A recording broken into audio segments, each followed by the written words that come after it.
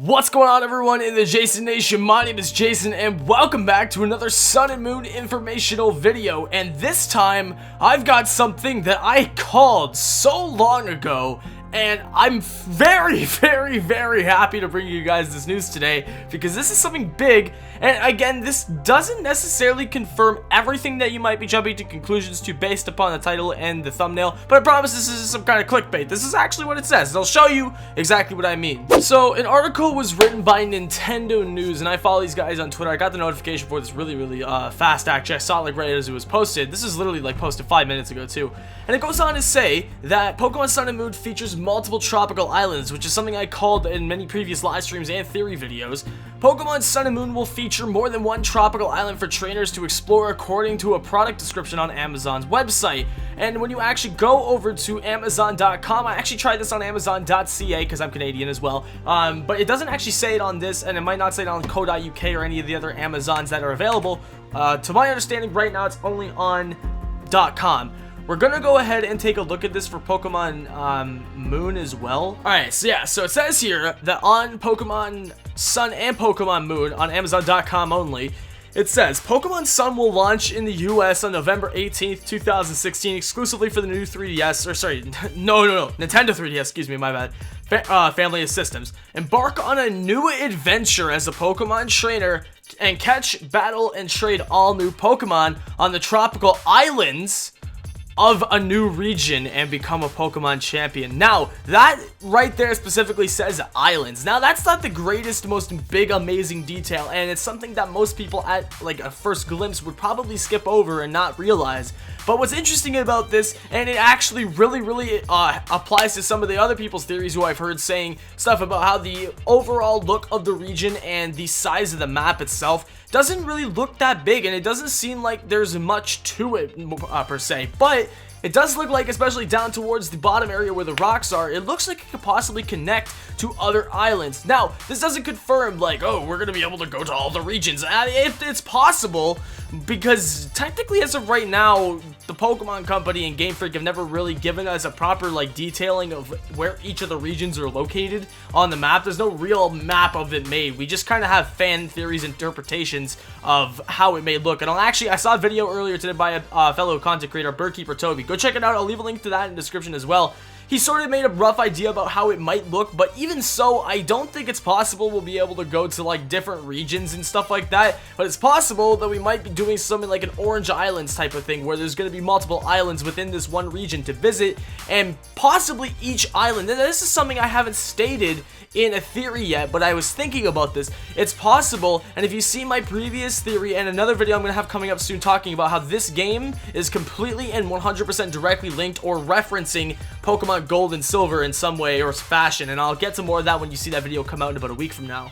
With that said, I want to say that it's possible that there might be 7 different islands sorted to represent each of the regions, I guess, and then maybe something on each of the islands would have something from previous regions, or maybe they'll have specific Pokemon from certain regions, and then on the 7th region there will be the one that you start on, or sorry, the 7th island will be the one that you start on, and that'll have only 7th gen native Pokemon. But then if you go to different islands, possibly there might be Pokemon native to different regions on those islands. So that's just some speculation to sort of throw in the mix there. It's not any like confirmed information, but what's also interesting and it's cool to think about is one of those islands you may be able to travel to, specifically for the 6th gen region, or island rather, might be for Kalos. You might be bound for frickin' Kalos, man, and heading back there. What's interesting, and it's cool to note, is I actually saw this a little while back, and I played through Y again recently because I was doing stuff on there, and I came and found out that there was some interesting plot holes that had yet to be sort of covered up and sort of bridges formed,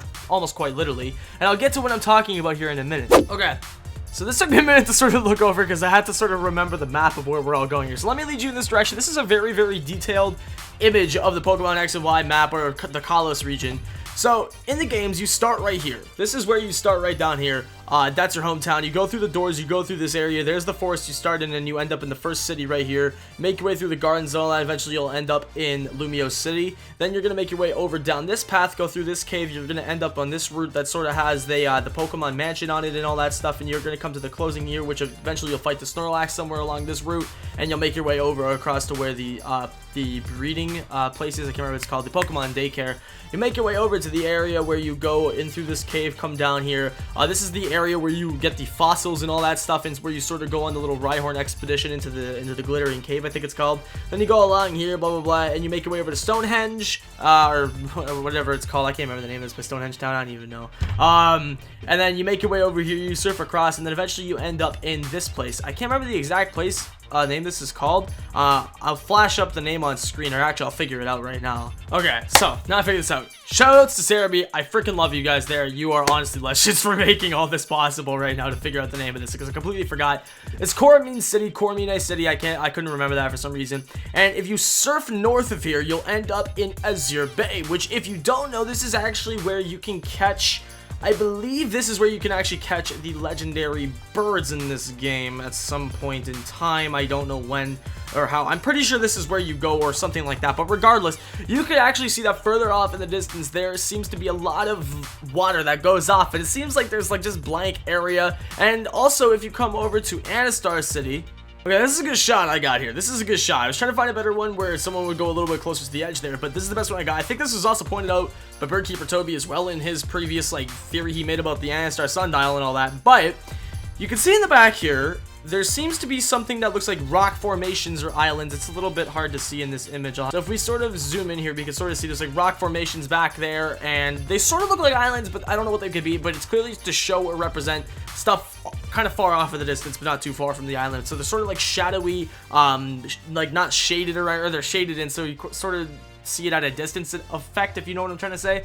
But basically, it seems like further north of this region, or I guess whatever way Anastar City faces, I guess according to where this is, if we go here, it's sort of more like north to the region. I don't know, it doesn't really make sense based on the map's placement, but sort of more to this way, like towards Azure Bay, specifically over in this area. That was something that Birdkeeper told me to point out, like I said, but I'm saying more specifically, excuse me, over in the Azure Bay area, there's definitely a lot of water that surrounds the island in general that we play on, and there might be more pushing over towards this way.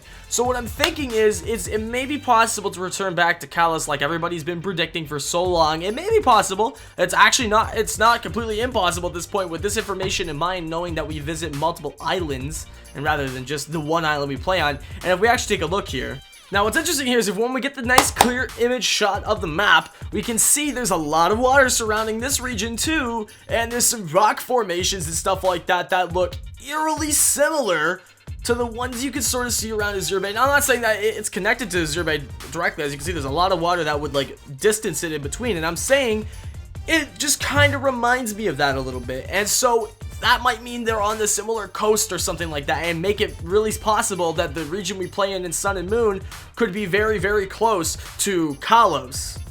Here's the only thing that doesn't quite add up here. A lot of people are going to probably say, well, Jason, don't you know that Kalos is in France?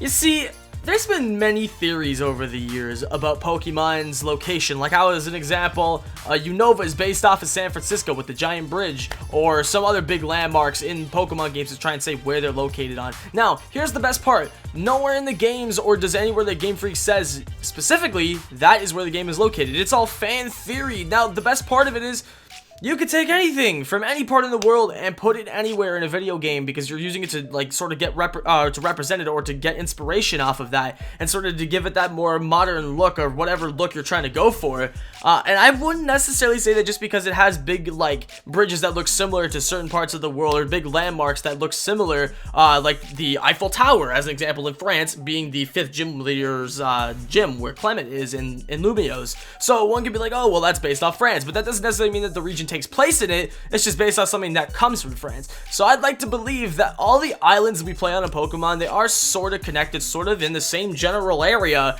but it's not fully like connected, if you know what I'm saying. Again, check out Birthkeeper Toby's theory in the description. It's actually pretty interesting. I watched it this morning and it made a lot of sense to me. Now, one final note I'd like to go on here, and this is the last idea that I had in mind, and this to me would make a lot of sense, but this could be a lot for one game, so I don't know. But then again, Fire Red had the ability to have so many different islands, so it doesn't really necessarily matter. But what I had the idea of, and I thought this would be very interesting, if you guys haven't seen my Pokemon Sun and Moon storyline explained video that sort of goes a little bit in depth about what the possibility of the plot line or storyline of Sun and Moon could be, check it out, card on the screen somewhere and in the description.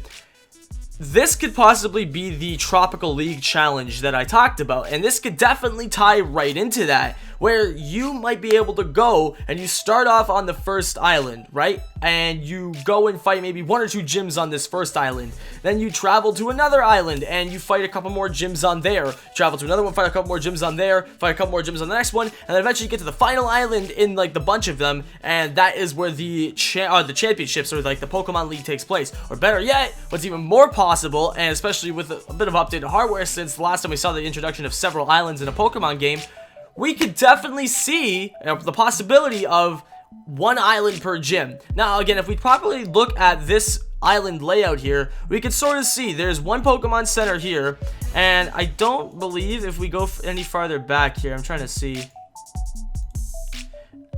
Looks like there could possibly be one right there, but that might just be a red house or something like that. But to my understanding, this doesn't seem like there's much on this island. Like, there's quite a lot, right? It seems like a pretty big space to cover. Don't get me wrong, but doesn't seem like there's going to be a lot. And it looks like there's only like 1, maybe a second Pokemon Center back there, possibly. I can't really see that part, but it doesn't look like there's much. And it's kind of unusual that you would think, if this is the whole region, why is there only 1 Pokemon Center?